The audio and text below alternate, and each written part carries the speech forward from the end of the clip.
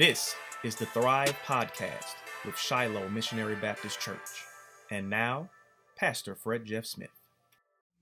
Hello, and welcome to the 20th episode of the Thrive Podcast with the Shiloh Missionary Baptist Church. I'm Fred Jeff Smith, pastor of Shiloh, and I'm very happy that you took the time to either view or listen to this week's podcast. And I'm very delighted to have as my guest today Mr. Sailor Jackson Jr. Mr. Jackson is the former Deputy Director of Voter Outreach for the Secretary of State. He also served as Director of Archives for the State of Louisiana, archiving historical video and pictures.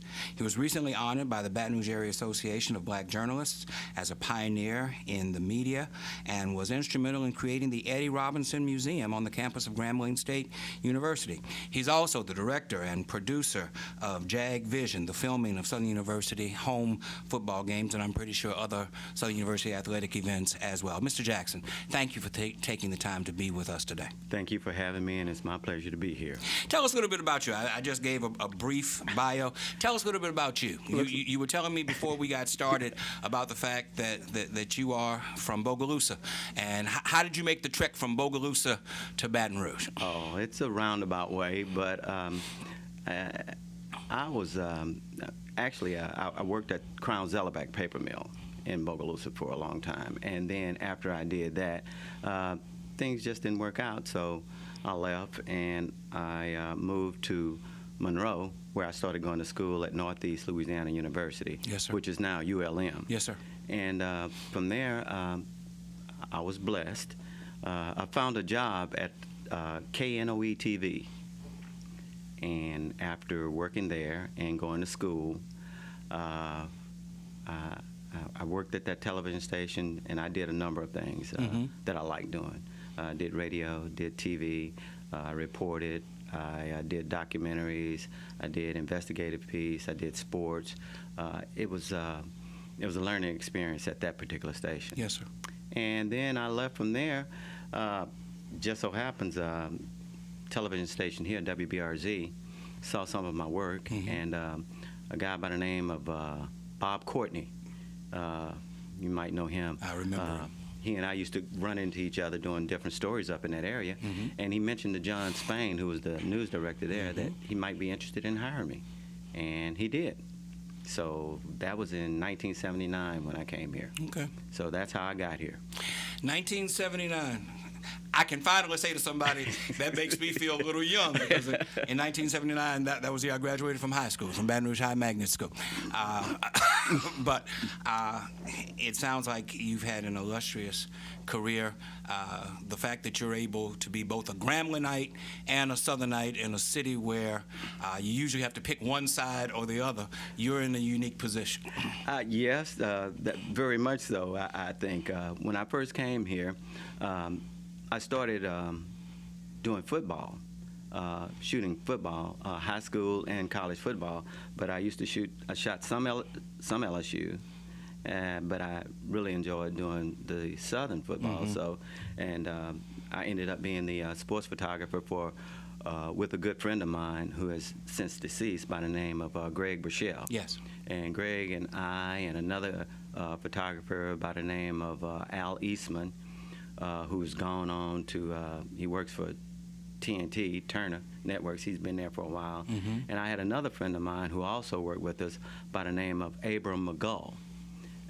And all of us, we formed a little company called Saga Communications. And we used to do some things in the area, a lot of sports shows and things like that. So, and with that being said, with Greg and Al, and because Greg did LSU and Al did Southern, and me having come from the Grambling area, right? We all kind of collectively kind of pulled ourselves together, and we can be on either side, so yes, it's a good thing. It is. Tell me, based upon recent events where we have seen the connection between sports and politics, sports and community issues, the back and forth between the President of the United States and social activism being seen in the NFL and in other sports. As a person whose background is in recording and reporting on sports events, I know that you were a part of a time when athletes were far more socially conscious than we have seen in recent years. It seems like there's been a reversion back into that kind of social activism in the last couple of years. Nothing to compare with what Muhammad Ali did, or with what Jim Brown did, or with what Kareem Abdul-Jabbar did, and others, Bill Russell, what others did. But what are your thoughts about athletes who choose to get involved in social activist politics? I think that's their mission too.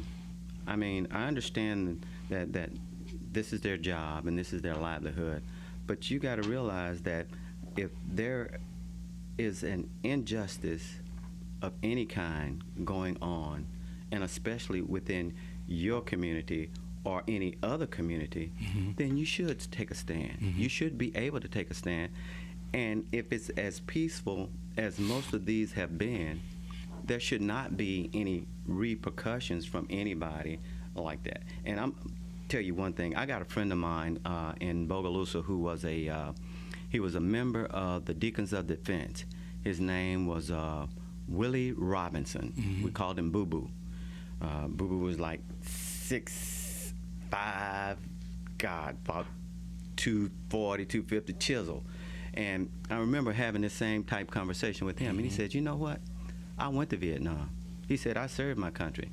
He said, if I don't feel like standing up or saluting or whatever, I earned that right. Yes. I served in the service too. I earned that right. My sons served in the military. Yes, sir. My brother, my uncles, my grandfather. I feel like this gives me the right to express my feelings about something that affects me directly and or indirectly at any point, anywhere I am. If I can do it there, I ought to be able to do it. And I feel the same way about the athletes. They ought to be able to express themselves as well. How, as a journalist, how does the message get lost the way that it seems to have gotten lost? Where when Mr. Kaepernick started this, it was to protest police violence against minorities, unjust killings of blacks by police officers, and a failure of the powers that be to do the appropriate follow-up investigations. Right. And somehow or other it was turned into something else. How does media allow that to happen, where the original message of it was lost altogether? Well, you got to realize that there are different people and different, especially nowadays, because you do have, quote unquote, an alternative news media, so to speak, who thrives on listening to what someone else is projecting. And, you know, when 45s put something out, they take it and they turn it without really saying, this is the reason. They know the reason. We all know the reason why Kaepernick was protesting. But then they took it, and you got to realize the media can do a different spin on anything. And once they start taking the spin or listening or spewing out the same things that they're hearing from the other side, then that's when the true meaning of what was going on gets lost. And it's over and over and over. It's constant. That's national media. You worked for local media. You said you worked for WBRZ. I'm sure at that time it was a Manship-owned company. The Advocate was owned by the Manship family. So Baton Rouge was pretty much a Manship conglomerate when it came to news media. At what point did news programs, and I'm speaking more, I guess, on the national level, but I'm sure that it seeps down to others, to other levels as well. At what point did news media become a profit-making venture as opposed to an information-sharing venture? You know, at one point, news was just about delivering the news. Right. Now it's about making a profit, and along with that, entertainment. And it seems that the actual reporting of news was lost when news became more about making a profit and entertainment. Am I wrong on that? No, you're not. You're right on point. I can't really pinpoint that time, but I can tell you that with technology moving in a direction that it moved in so quickly at one point, it costs. It costs to send a reporter and a photographer to cover a particular story. Mm-hmm. It costs to have that same information to get back to the station faster than someone else. And I think that was the basis of it really taking off and really starting to say, are you making money? Mm-hmm. Because when you do that, then you have to buy ads. People buy ads. If your news program is the top-rated program, you don't have to worry about paying. Somebody's going to pay more than $300 for a 30-second spot, right, or something like that. And I think that television stations realize that they could really make money mm-hmm. off their news, mm-hmm. and that's when they moved into that direction, I think. So then, do sponsorships dictate how the news is presented? Do corporate sponsors dictate how the news is presented? And if that's the case, I think that it's a fair assumption. It is an assumption on my part. I think it's a fair assumption that most businesses, most corporations are headed by conservative-leaning, conservative-thinking individuals. And if they play a role in determining how a story is covered and how it is presented, then it's going to be presented with a conservative skew to it. Again, does that make sense? Now you're the expert. I'm just speculating. I don't profess to be an expert, but I can tell you from my experience, especially when I was working at WBRZ in the early stages, I can remember us doing a couple of stories about people who were actually sponsors within our newscasts. Mm-hmm. And I can remember the station manager saying, that's a news story, and we're going to cover what happened. And that's what we did. Mm-hmm. Even though there was a sponsor, mm-hmm. we still covered it as the news story. Now, that's the way it used to be. Okay.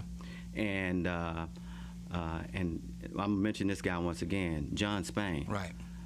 That was his deal. We're just going to tell the story. Mm-hmm.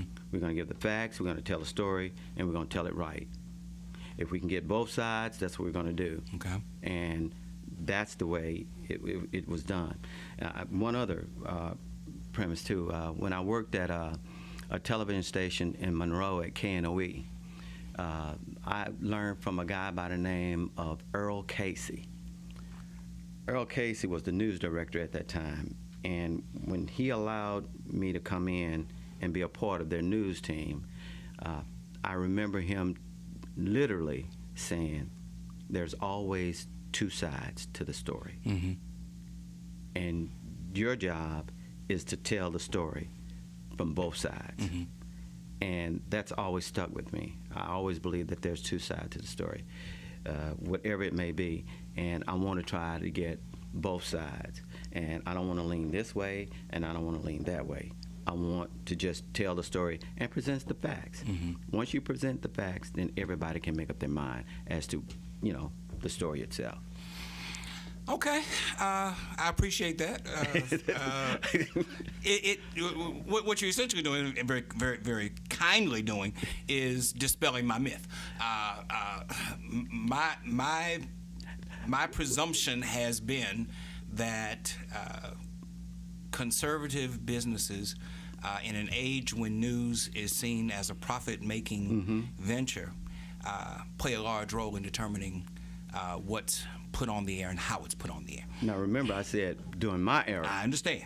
Now, I understand. This era, it's a lot different because all you have to do is look at one particular one particular network. And Fox. Yeah, I don't mind saying it. Yeah, but you know how they are. They always slant it. It's always a slant. Right. It's always a slant. Right. Facts. What are you talking about? Facts. Why would we let facts get in the way of a good story? Yes. And I'm pretty sure that the sponsors that they have, which they've lost some because of this, the slanting of it, but the sponsors that they have certainly are conservative, and they lean in that direction. And their stories and their coverage dictates that and shows that. Yeah. So yeah. In your time working with the Secretary of State's office, you were a part of the effort to enhance voter outreach across the state of Louisiana. Tell us about that experience. That was a passion with me. I want people to understand the importance of voting. We as a people, and I mean all people, but particularly blacks, I think we take it for granted. We don't understand that you want to have a voice. You want to be able to say something. You want to be able to get things done. Well, the only way to do that is for you to vote. And you vote for a person or the people who have your same ideology, ideas, and the people that want to see things done that way. If you don't do that, then you've lost your voice. And to educate, and I'll put it, my deal is I love going into the schools because the younger you get to them, the more they'll feel like, oh, I need to do this, I need to do that, I need to do this, I need to vote. And that grows up with you. We used to go all over the state, from Shreveport to Monroe to Alexandria to New Orleans to Bunkie. I mean, we would go to all the small towns, all the big towns, and we'd go to conventions throughout the state to push the education of voting and voter outreach. So I enjoyed it. And we also did it for private organizations. We did it for churches. We did it for small groups as well as large groups. We always say register to vote. Right. We got to have a voter registration drive. Right. We got to have, believe it or not, the voter registration is extremely high. It's extremely high throughout the state, black, white, you name it. The biggest problem is not voting. It's not registration, it's turnout. It's turnout. It is so dismal. It hurts me whenever I see a statewide election and you have 10% or 12 or 13% voting. Right. That's ridiculous. And especially for us as a people, because you know what it took for you to be able to vote? Yes, you know the people that, when you say blood, sweat, and tears, yes, sir. That's serious. Yes, sir. And I don't think that's something that's instilled in the younger people's mind. The worst voting age is from 18 to 34, and which is a large number. And we just don't get out. They don't get out and vote. I'm thinking though, with what has happened with the shootings and in the schools and things like that, I think that maybe this next election cycle, and especially after these kids graduate, I think that might change. I hope so. I certainly hope that's the case. Let me push back a little bit on that and say, while I totally agree that we need to exercise our right to vote, I try to emphasize it here at Shiloh as much as I can. One of the pushbacks that I hear about voting is that gerrymandered districts hamstring the vote process and do so in such a way as to dilute black voter strength. How did you handle the issue of gerrymandering in your time with the Secretary of State's office? I didn't really deal with it in that sense, so to speak. My mission was to get out and to get to every place where people were that wanted to have the education of touching the machines, of getting involved with the machines, giving the history, giving demonstrations. That's what I did mostly. Mm-hmm. And not only that, but even for them to see just how the machines worked. So you don't have to worry about, okay, man, I cast my vote. My vote's not going to count. Oh yeah. The integrity of the voting process through the Secretary of State's office here in Louisiana is primo. Mm-hmm. They do their job. You got good people in good places who make sure that your vote counts. That's what they do.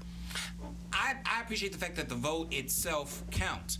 But if you're in a gerrymandered district that is predisposed to electing a person of a particular party, of a particular philosophy, of a particular race, then even though your vote counts and no one is questioning the integrity of the vote itself, it's the process that took place before the vote that becomes problematic. And you're absolutely right. But you know, that comes from putting people in place who have your best interests at heart as well. Mm-hmm. You know, gerrymandering it was created so that at first, so that you had a person of color. Yes, sir. Who could actually get elected. Thank you for confirming. I have said that any number of times. It was done to make sure that black folk could get voted into certain offices. And now people have learned how to use it, and they have flipped the script, and they have used it in order to make sure that blacks might have these one or two spots, mm-hmm. but we're going to hold on to everything else. And it's a party deal, too. It's a Republican, it's a Democratic. It's just like if you're a Republican and I'm a Democrat, well, okay, you and I, we're close in this district. Well, now they're going to redistrict. Right. And when they redistrict, you know, you're in a seat and I'm in a seat. Well, what they're going to do is they're going to carve out this area over here to make sure right. that you get your constituents that you had, your yes. base, and then they're going to do the same thing for me as well. Yes. And that's been, I've always heard that, and I've heard some people say that, you mm-hmm. know, what if you had gone ahead and just said, okay, we did that this time, but you know what? We have to make it so that we just got to split it the way it should be. Mm-hmm. We don't have to have part of his district down here in Baton Rouge, but then you go along this edge, around this edge, around this edge. Now your next part of your district is part of New Orleans. Yes. We know you understand the process, but they say, why not just do it like you would think it should be done? Right. You split it, and you do that, and that way you still have a large swath of black votes. Right. But you also have a large swath of white votes. Right. So if I ought to be able to come to you as your constituent yes. and say, look, yes. and therefore have you be concerned with my concerns right. as well. I voted for you, you're in, so therefore. And the same thing on the other end. Right. If you got whites who are in with a predominantly black district, they ought to be able to go to the representative and say, look, these are my concerns as well.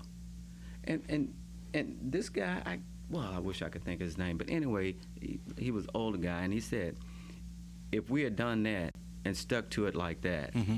then just maybe, and he said just maybe, we wouldn't be in the situation that we're in right now. Because what we're in right now is a legislature that is so partisan. Oh, God. And they can afford to be partisan without any fear of retribution because their districts are so heavily skewed in their philosophical or political direction.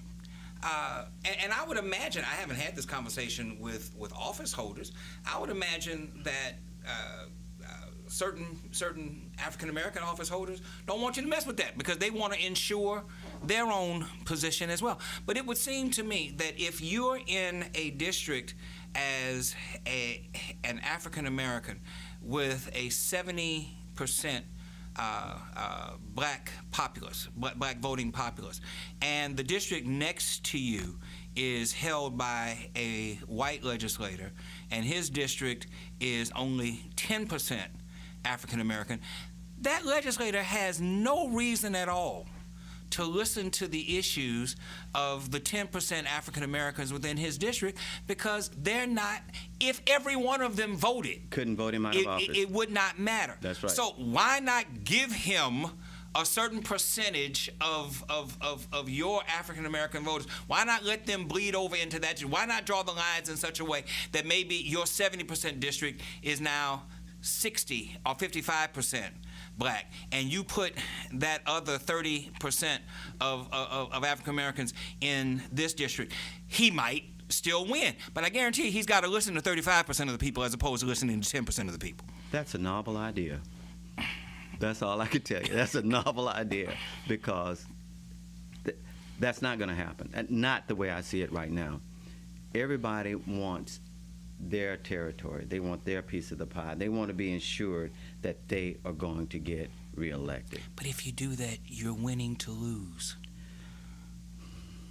You're if I am a staunch conservative, voted in by a staunchly conservative district, I have no reason to sit down with you, to negotiate with you, to deal make with you. I have no reason at all. And I can continue to get reelected for as long as I want because there is no constituency within my district that is large enough to threaten my incumbency. And hold you accountable for what you're doing. Yes. I agree with you on that. And I think that that's something that should be changed and should be looked at. But how do you do that? The way you do that is, I'm going back to the voting again. You educate the people on, I'm going to give you an example, quick example. You and I and Terrence are in this room. We're going to do a vote on, and then all it takes is 2/3. Well, the issue, whatever it is, I vote yes. You and Terrence say, I don't want to vote on that. Guess what? I just decided for all of us. Yes. That's the way it happens during the voting situation. Mm-hmm. You have to have people who you go out, you see people that have the ideas that we have. You want to change this. You want this to do right. You want to split, no more gerrymandering. You have to have people, you have to vote for people who want to push that and make a change. But we don't do it. We just won't do that. I'll give you another example. President Obama. Everybody went out and voted for President Obama. Right. Well, in the other elections that came behind that, where he needed somebody up there in Washington to help him, right, nobody showed up. Nobody voted for the people that still had the same idea or ideology that he had, or that could have helped him. Nobody went out and voted for them. So who do you think he got? Yeah. What he had. Yeah. And the same way here. If we don't get out and vote for the people that have the same ideas and same values and same concerns that we do, we get what we got. I'm learning more and more about this whole district, the districting process that's taking place, and I know that everything hinges upon the next census in 2020.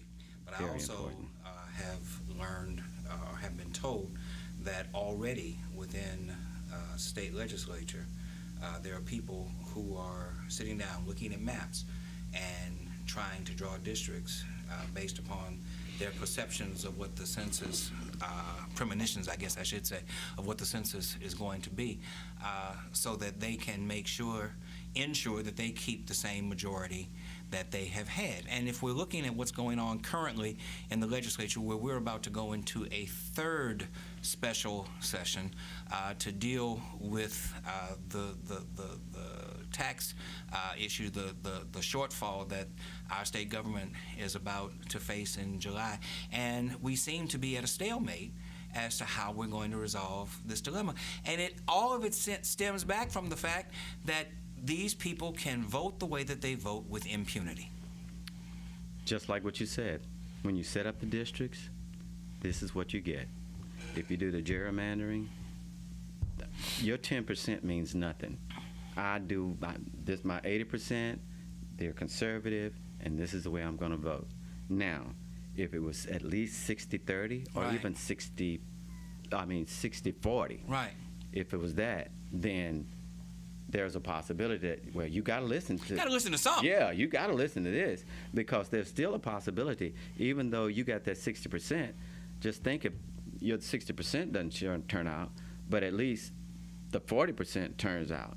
If they turn out, they can put you out of office. Yeah. So it's still a learning process. Let me say one other thing too. We used to go into churches. Churches used to be the I think I said this when we were talking earlier. They used to be the place where you were taught things, where your information, you got good information about what to do, how to do. You went to church a lot of times, especially early on. This is what you're going to have to do in order to be able to vote. You're going to need this, you're going to have to learn this, and it was a teaching process, it was an educational process. Mm-hmm. We don't see a lot of that anymore. Mm-hmm. We just don't. I don't know, I haven't been into a real, schools lately, but the teaching process, to me, really, really starts where we originated from the church. Mm-hmm. Our ministers, our leaders, we have to get back to that and try to educate our young people and some of our older people about the importance of getting out and vote. I don't care if it's raining. It's not raining in the polls. Yes. You can pick up a phone nowadays and call anybody. Look, man, you going to vote? Oh, no, I'm not. But could you drive me? Yeah. We can do that. And before then, and if you're a senior citizen, they'll mail you a ballot. They'll mail it to you for every election that you're involved in. They'll mail you your ballot. And all you got to do is fill it out and send it in. Send it back. That's all. Yeah. That's all. It's an easy process. Easy process to register to vote. Mm-hmm. Easy process to vote. We just have to be diligent in performing that task. I certainly agree with you about the church having abdicated its position, its role, its leadership role in helping to educate and encourage voting. Not 100%, but to a large extent, we have lost that. We've yielded to other groups, fraternities and sororities, and 100 Black Men, and Jack and Jill, and these other groups have picked up the mantle because the church has dropped it and left it there. And I certainly think that we need to get back to that, because it's not just voting for candidates. Oh, no. It's voting for every issue. That's right. It's voting in school board elections. It's voting in school tax elections. Everything. This state has the most regressive tax program, tax ideology that you will find anywhere. The idea that we're going to fund, which is why we can't fund anything, we're going to fund everything by sales taxes. And we're not going to ask people to pay property taxes. We're not going to ask corporations to pay property taxes. They can come in and put together a sheet of paper and get removed from having to pay taxes, exempted from having to, that's the word I was looking for, exempted from having to pay corporate taxes. I am constantly told that I'm crazy when I say this. We need to get rid of the homestead exemption. $75,000 homestead exemption dates all the way back to the Huey Long administration. How does it help in the year 2018 that we won't pay our fair share in property taxes, but we have to constantly go back to ourselves and be millaged to death? A 2 mil tax here, a half a penny tax there, a penny tax there, and we have to constantly have these taxes renewed because we don't have the common sense to just go ahead and pay our fair share in property taxes. I couldn't really address that. I hadn't looked at that, but let me tell you this. I think that when you start talking about homestead exemption, you're really messed. I mean, you're stepping on a whole bunch of toes. I do. I don't think that's going to be anything that's going to be addressed in the next just 5 or 6 years. Just ask Buddy Roman. In the next 5 or 6 years. Yeah. No, I'm just saying. Yeah. But when you start talking about corporate taxes, exemptions, sure, you're going to give some exemption. But you know what? They say they're going to do this. They're going to have this many jobs. They're going to offer this. They're going to do that. They're not being held accountable. No. And I think that's something that I've heard a number of other legislators say. They're not being held accountable for the things that they write down and say we're going to provide. We're going to provide 3,500 jobs, and they're going to be paying at least $50,000 apiece, and then so on over the next 5 years, and tied to this exemption. Yes, sir. It doesn't happen. They get the exemption. You don't get the jobs. And nobody holds them accountable. And nobody holds them accountable. And they are lobbied for by people like Lobby, by people like Braff, by people like the Baton Rouge Chamber of Commerce. These groups stand up for them and say that we need these corporate tax exemptions so that these corporations will not leave our state and go someplace else. Well, if you're not contributing to the state, the poorest state in the nation, save Mississippi. Thank God for Mississippi. The poorest state in the nation, and you have poor roads, and you have poor infrastructure, and you have poor sewage, and you have no access to health care, and you have poor access to water. We talk about Flint, Michigan. There are places in Louisiana that don't have drinkable water as well. You don't hear a whole lot about it, which gets me back to the whole way that news is reported in this state. But how is it in the year 2018 that that's okay and we can still give exemptions to these people and say, please don't leave our state. Just continue to bankrupt us and leave us the way that we are. And it's okay. Well, I couldn't answer that either. But I do know one place you're talking about, St. Joseph, up in North Louisiana. Yes. That's the water situation. And I'm like you. This day in time, I cannot understand or even fathom the fact that people are not able to get clean drinking water. With all the technology, with all the wherewithal that quote unquote we have like that, we have places that can't get clean water. And even in places like Livingston Parish and Ascension Parish that have exploded with new citizens, white flight away from East Baton Rouge Parish into these areas. You hear these reports on the news, boil your water before you drink it, that there's a water alert out there. So it's not just in North Louisiana. Right. It's right here in close. our areas. You're right. It's very close to us. And you're voting against your own self-interest by continuing to allow these corporate taxes to go unpaid. And we're keeping these corporations here, but they're not contributing to the infrastructure of our state. So, once again, I'm going to go back to voting. People, I mean, you see, it's all tied right back to being able to get those individuals in those positions that have the same ideas that you have in terms of what's important to you. If you don't start doing that, you know the definition of insanity. Yes, doing the same thing over again. Well, expecting different results. Guess what? We're insane. I'm finished.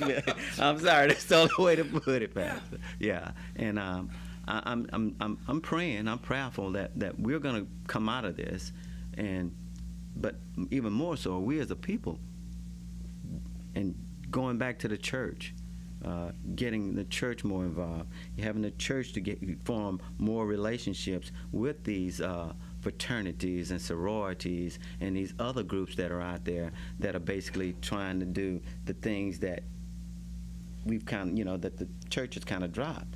If we can do that, it's just like to say, we're stronger together than we are apart. I want our listeners to understand that you're speaking as someone who's a part of the church. You're not speaking as someone who's outside the church. Oh, no. You're a member of a local church in our community. You're active in your church. So you're not speaking as someone who's on the outside looking in. Oh, no. To me, that adds credibility to your statement, because often I hear people shouting from the outside about what the church is not doing, but they don't know because they're not really a part of the church. But you are a part of the church. You're a part of a local congregation, and you're a part of the church community. And what you're saying, what I'm hearing you say, is that the church needs to reassert itself in a leadership capacity within its community. Absolutely. And don't get me wrong, and I'm saying a lot of things have happened within the church, that is church community, through different leaders and organizations that have given us a bad name. But, if the baby is dirty and you give it a bath, you're not going to throw the baby out with the bath water. Yes, sir. So what you have to do is you have to go in, you clean the baby, you take the baby out, you throw the bath water out, and then you proceed to move on. I think it's the same way with the church. Sure, you have some churches that have, and leaders who have taken advantage, but that does not negate the fact that those that are here, that are trying to do well, you should support them. You should get behind it. You should do the right thing. Mm-hmm. And I don't know if we're ever going to really get back to like it was when I was growing up. My mother, my grandmother, my grandfather, my uncles, and we grew up in the church. That's what, and my mom tells me right now, God got this whole thing. Mm-hmm. She emphasized that God got this whole thing. Yes, sir. Yeah, it's not. She always goes to the song she was telling me the other day. He's got the whole world in his hand. Yes, sir. One other thing on that part, and I sometimes, you wrestle with things in your head, and you say, how in the world would God allow the situation that we're in now with the leadership that we have now? Mm-hmm. How would he allow that? Mm-hmm. Well, my mom also goes back and tells me, she says, remember the children of Israel?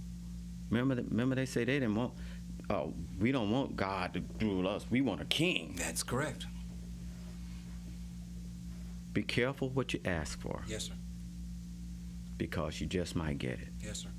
And my theory on the national leader, Mr. Trump, is that he's the product of white anger.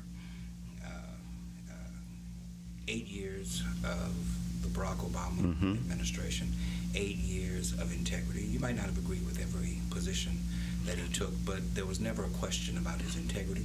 There was never a question about his professionalism. There was never a question about his preparedness. And there was not a scandal.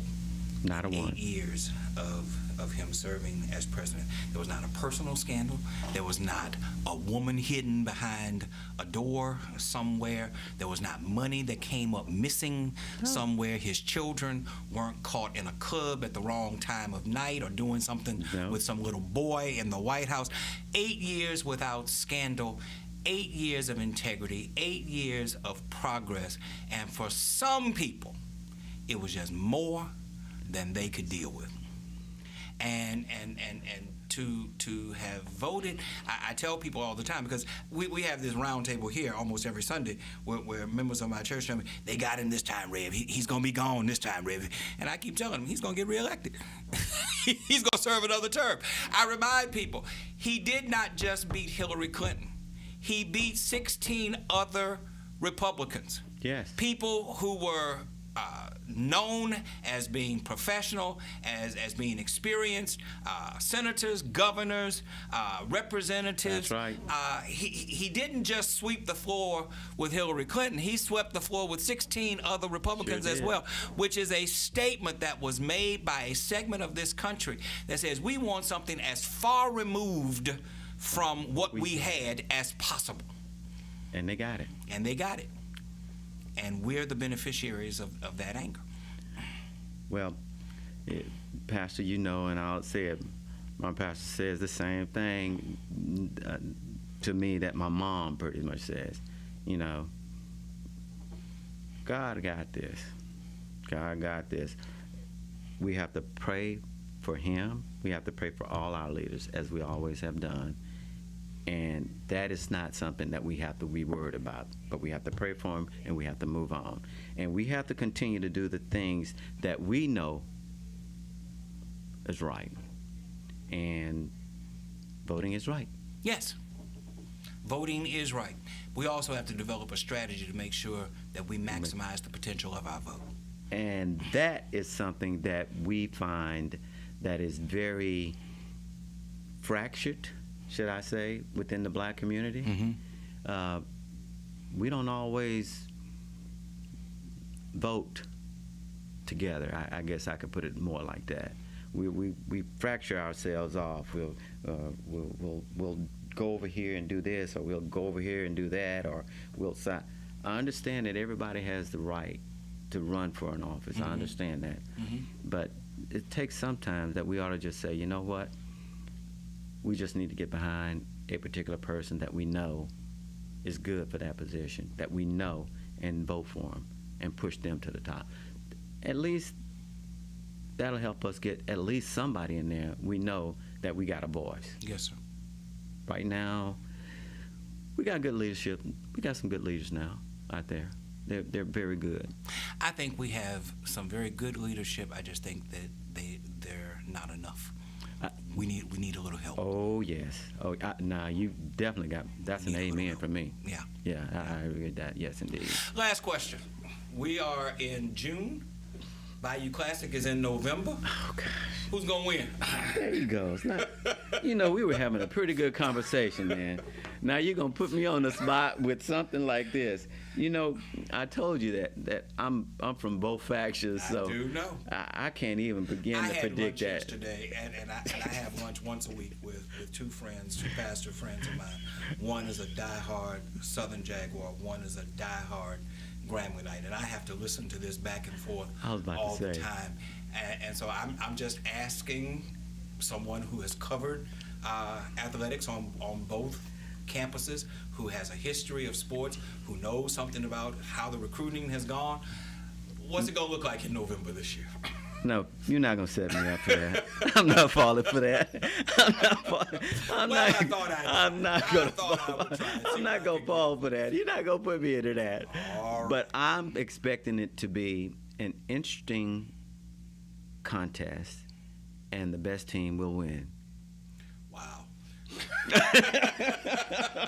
That's about as safe a statement as you could possibly make. There it Sailor is. Jackson, thank you so much for taking the time. Thank you for having me with you. And thank you all for viewing. Thank you all for listening. Come back and share with us next time. Thank you. Thank you, sir. Appreciate it. All right. Appreciate it. All right.